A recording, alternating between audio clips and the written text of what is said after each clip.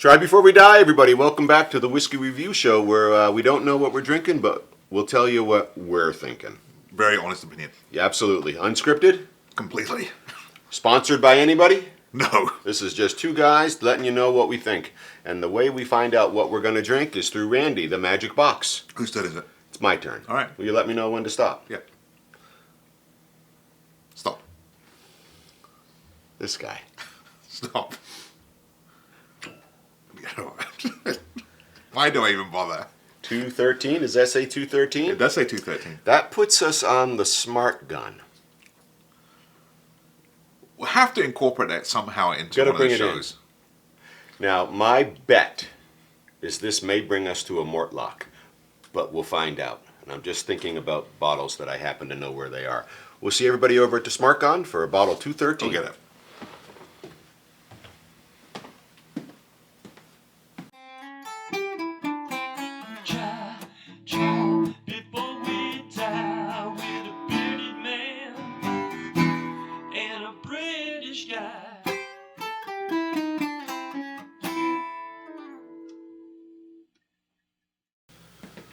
Okay, here we are at the Smart Gun for bottle 213. I'll do it like I always do. The Smart Gun's over there. One day we'll show it to you. Bottle 213. Well, we know this shelf ends at 216. Mortlock, Mortlock, Mortlock. But that's 14, 15, and 16. Turns out bottle 213 is this 12-year-old Glen Garioch. This is a Highland single malt Scotch whiskey, which I believe is bourbon and sherry. We'll take a look. Bourbon and sherry. Coming in at 48% ABV, everybody. That's exciting for a 12-year-old. I'm really looking forward to it. One of the things I like about the Glen Garioch is, look at the spelling on this bottle if you can see it. It sort of is phonetically Glen Garioch, Garioch, Brioche, but it's Glen Garioch. We'll see everybody back at the bar for this Highland single malt Scotch whiskey.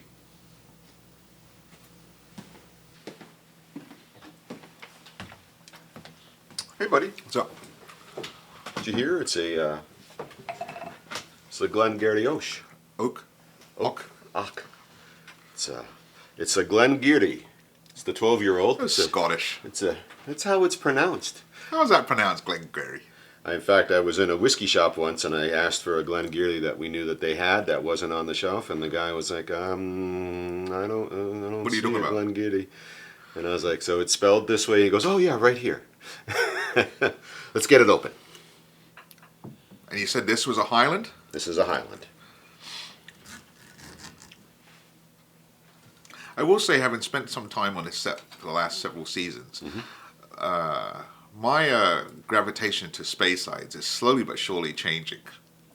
Really? Yeah. All right, ready? Are you sure you opened that? It jumped out. It was like, get me out of here. This has been here for a bit. But we don't have, we got above the shoulder, so we got good fill. This cork has just been moistened, so.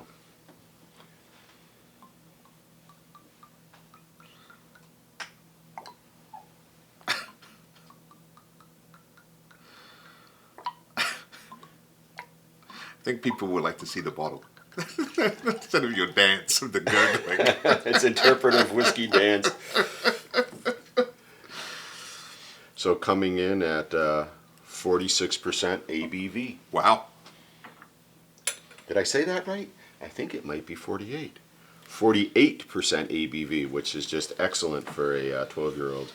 Tasting notes, fresh heather, rich roasted pears, and the sweetest of malted barley. A hint of oak gives this Glen Garioch a long and memorable finish. And no mention of sherry, no mention of bourbon, right?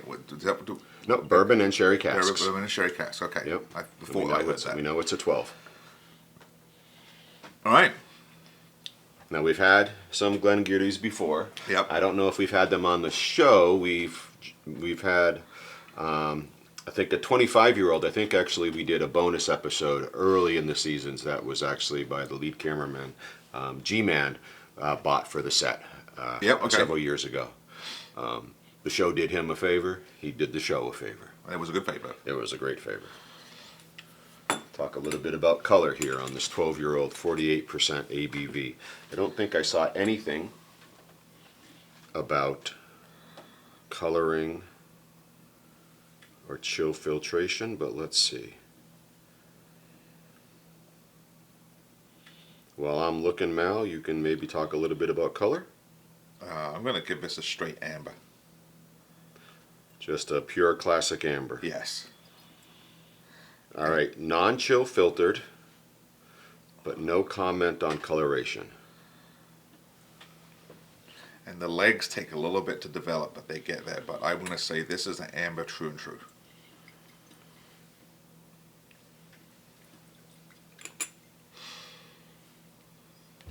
Oh, there's some legs. I hear you on a little time to develop. So I hear you on the amber. I think we could be right in between a light amber and an amber. All right. That's just me. Yeah, no. That's just me. I almost thought you were going to say gold, but yes, no, amber. If this was a gold, this would have to be a right between medium and dark gold. Yep. All right. 12-year-old. We know we're looking for sherry and bourbon influences. 48%. Pears. So you think we're going to get any medicine? Think we're going to get a punchy nosing? You know, the 48 would dictate that that's where we're heading to. Mm-hmm. But based on our last Glen Garioch, I don't think we're going to get that. All right. Let's find out.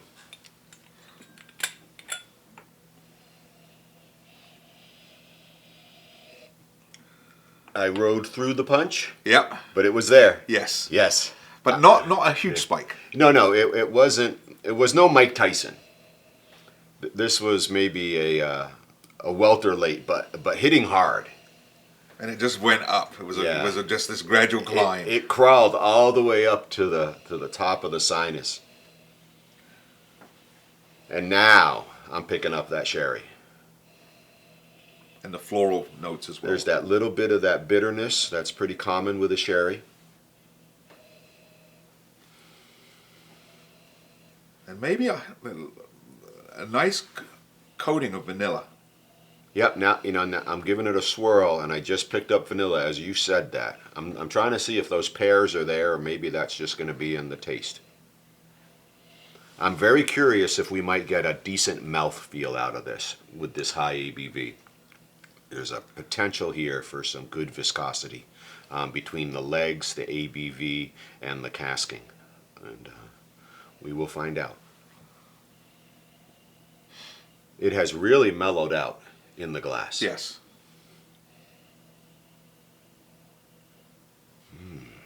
And now it's like just these hints, these notes that pop up. You get that sherry. You get that vanilla. Yep. And there is a floral note to it. Yeah, the floral for sure. I'm just not getting that pear right now.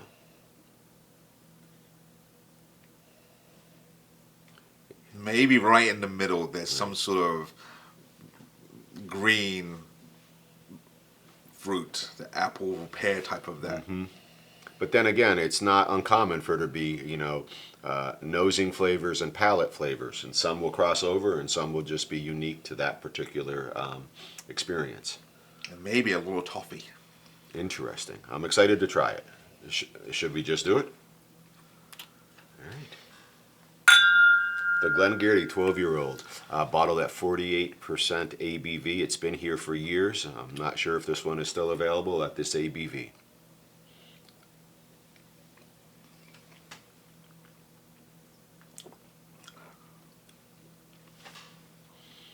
All right, so it's got some mouthfeel. It does. It's in there.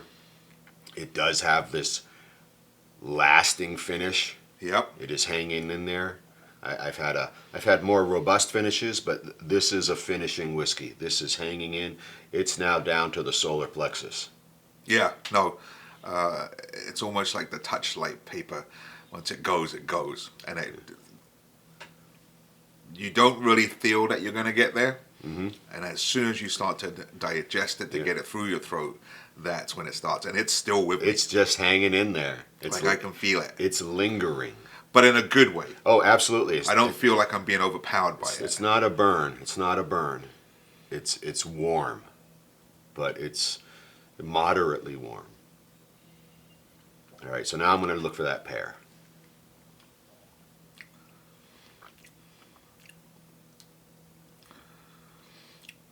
There's something like tangy. Right, I took a very small sip this time to try Maybe metallic and let it rest. Well, that would be that sulfur from the sherry. Yep. Yep. I got that. Yeah. But I don't feel like sherry's overpowering either. No, it's...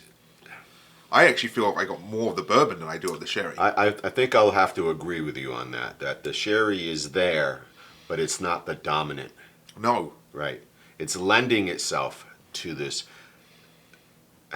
I'll say, moderately well-crafted whiskey. It's got a good ABV, for sure. Love that they didn't feel the need to bring it down to increase quantity of output. Love that. It was very reasonable and responsible of them to be focused on us, the end user of their product, not their bank account. Yeah, I'm not being like turned away from the fact that this is 48. Yeah. The fact that I'm like, oh, 48, I'm feeling this every time I drink it.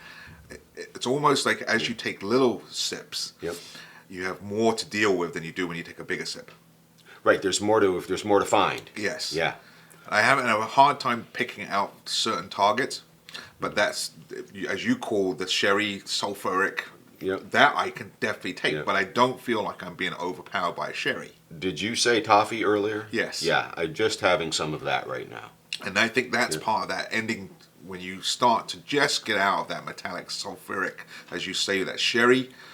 You get that little bit of like, oh, there's a little bit of toffee, there's a little bit of something in there. And I think this lingering end is that oaky woodiness.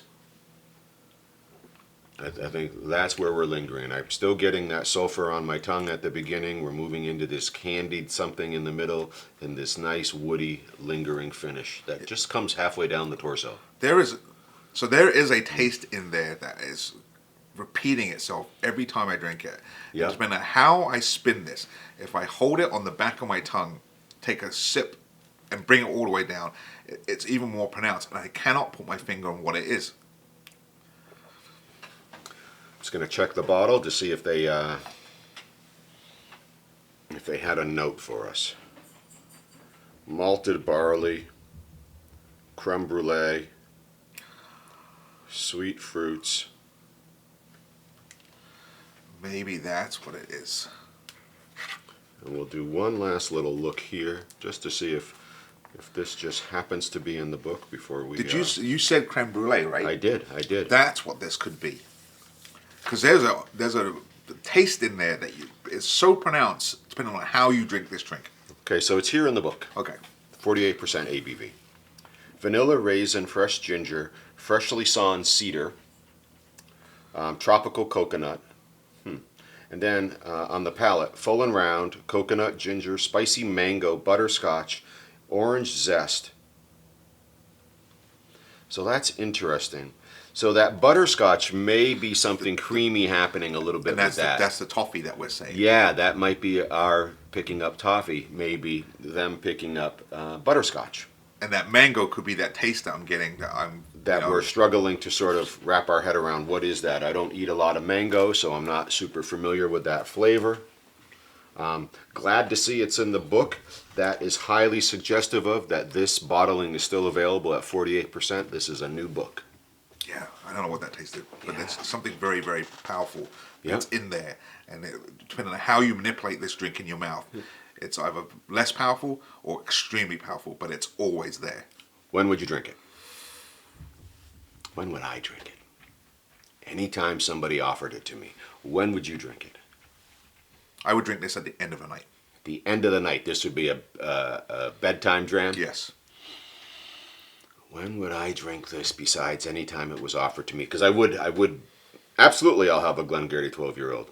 It's the 48% bottling, I'm in, right? Mal says it'll be his nightcap. I can see the nightcap. It works well. You'd lay down and you'd still have it in your torso and be like, yeah, all right, that's it. I've retired for the evening. I guess Mal's correct. I can't go wrong with that either. This is a nightcap. That's why, I mean, just with the way it's, that pronounced taste that's there, which I can't put my finger on. If I was to start with this, I think this would linger with me into other drinks. Yep. You'd have it. It'd be there. Right. But to end the night and have your body just feel this, I'm like, okay, this is the way I'm going to end the night. Yep. And I've had a cigar today, Yep. and this taste is there. You've got these tastes that are there. I wish I could be more articulate on what that flavor is. But it's there. Oh, I just nosed a whole lot of butterscotch just right now. All right. Yep. Okay. Yep. It's been breathing. Yes. Okay. Yep. So now I got that. You've got that creamy. Yeah, that creme brulee, that butterscotch. It really is relaxing in the glass. But there is a taste in there that I can't. So this whiskey seems suited for a heavy pour that you've sipped over a little while to let it expand Correct. and relax. You're not just diving into it. Right, and just sort of, oh. There's a lot going on here. And I like that it's got some moderate mouthfeel too. Yes. Yep. But not overpowering. Yep. Not like No. I'm just like coating it completely. It's matching the legs, right? Takes a little while to develop.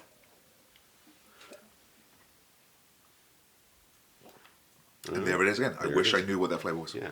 All right. Starfruit. Whatever. Okay. Let's see what the crew has in store for us as we wrap up this episode of Try Before We Die. And just a quick shout out to, again, everybody on YouTube who checks out these shows. Thank you very much. Hit that button. We appreciate the subscribes. All right, I got some glare on the sign, so let's see if I can figure it out. Here we go. All right, well played. here's to us, for this is the youngest we'll ever be and the oldest we've ever been. And you'll always be older than me, my friend. I feel it as well. Okay, All I right. finished my drink. All right. I'm just going to have a little piece of this chocolate, which just happens to be sitting here. Well played. Yeah, and you finished yours? Because it's an interesting drink. You know, I'm having a hard time saying, oh, I really like this. But I'm having a hard time putting it down. Because of this taste that's eluding me. But it's really enjoyable. And I've got this heat sensation. And I'm not feeling overpowered by it. But I can't put my finger on it. And I just did the chocolate. It's fine. It's not a marriage made in heaven. This whiskey is just so enjoyable right out of the bottle. I don't think it needs anything else to go with it, because as you let it expand and relax in the glass, you're just going to have new experiences until the glass is I empty. think this is definitely a time. You have to pour this, walk away from it, give it a couple minutes, 5 minutes, and then go back to it.